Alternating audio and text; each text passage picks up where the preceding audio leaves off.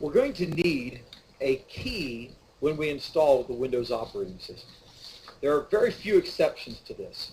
If you buy a laptop computer or a desktop computer from a vendor, you've probably noticed that they'll provide you with what are called reload disks, or there will be a utility on the computer that you run and it burns those reload disks for you. They're called usually factory reload disks.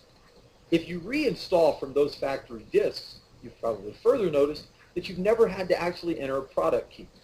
That's because that's a very, very special method of distribution. And in that case, while you're installing the OS, you're not really installing it. You're really loading an image on the computer. And you're not going through a standard installation process. When you go through a standard installation process, you need a key. You can use a multiple activation key, or a MAC. This kind of key is used to activate more than one computer, as its name implies. But you have a limited number of computers. Maybe it's 5, maybe it's 10 that you can utilize. Then you have a retail product key.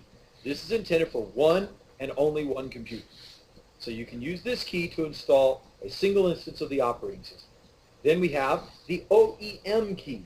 These are special product keys that are used by original equipment manufacturers, Dell, HP, IBM, and so forth.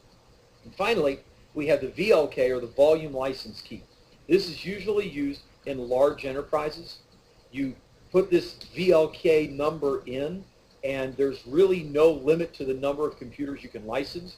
But what you do is you buy licenses from Microsoft. You install information about those licenses in a license server on the network, and then as long as there's another available license, this VLK can just keep right on going. So it's a volume license key. Now, in addition to these license keys that we have here, it's important to understand that you can use a trial version of Windows 7.